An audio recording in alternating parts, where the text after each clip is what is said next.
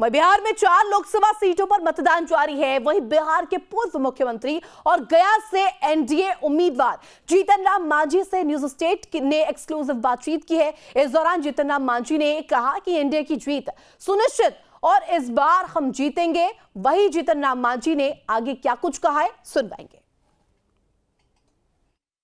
4 लोकसभा सीटों पर आज चुनाव होने हैं और सबसे ज़्यादा हॉट सीट बिहार की गया लोकसभा है और ऐसे में इस बार उम्मीदवार एनडीए से बिहार के पूर्व मुख्यमंत्री जीतन राम मांझी हैं और हमारे साथ मौजूद हैं। सर, आज चुनाव हो रहा है, पहले फेज़ में बोधगया में कितनी उम्मीदें हैं, किस तरीके से लग रहा है, क्या होगा?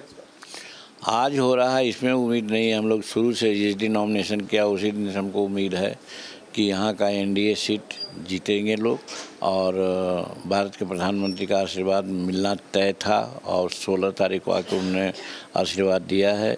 ये सारी बातों को लेकर के हम पूरा आश्वस्त हैं कि यहाँ पर एनडीए का उम्मीदवार जीतेगा। यहाँ ही के नहीं बल्कि ये 4 सीट जो बिहार में पहले फेज में चुनाव हो रहा है, चारों सीट हम लोग जीतने जा रहे हैं।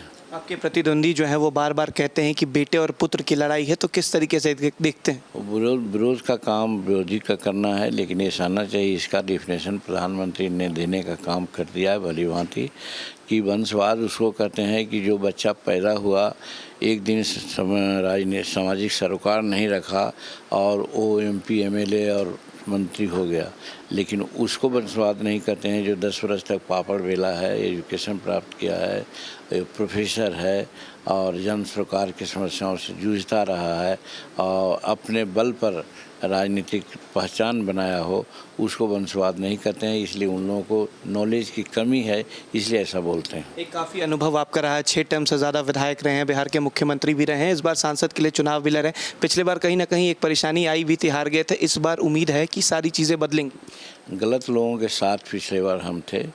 हम लोग ये समझ गए थे कि लालू प्रसाद जी सचमुच सामाजिक नेता हैं, सामाजिक क्रांति का प्रणेता हैं और बहुत बड़ा कॉल उन्होंने दिया था। हम लोग समझ रहे थे कि वो सब काम होगा, लेकिन उनके कॉल में कोई जान नहीं थी। उसके पीछे अनेक प्रकार की संत्रास्ती थी, जिससे बिहार में लॉ एंड ऑर्डर खराब था और विकास का काम नहीं हो रहा था, दलित उत्पीड़न हो रहा था और अनेक तरह की प्रताड़नाएँ हो रही थी। ये सब बात को छोड़ करके हम लोग आज एनडीए में आए हैं और उस समय हमको ये पता नहीं था, इसलिए उन लोगों के साथ थे और चुनाव में हम हारे थे।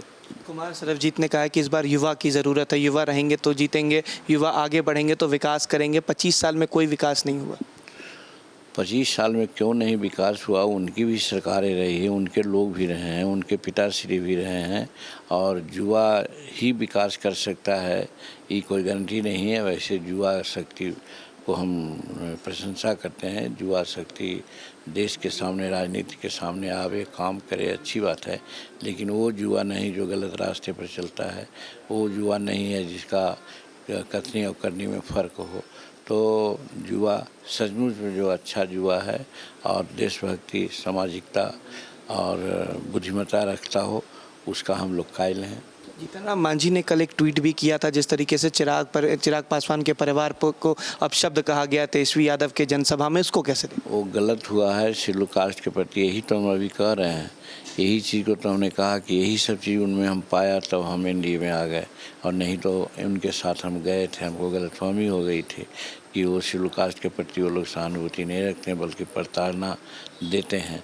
और इसका ज्वलंत उदाहरण है कि जब हमारे रामविलास पासवान जी के परिवार, चिराग पासवान के परिवार के बारे में ऐसा बोल सकते हैं, हमारे बारे में ऐसा बोल सकते हैं, तो शेड्यूल कास्ट के प्रति क्या नज़रिया है ये स्पष्ट होता है।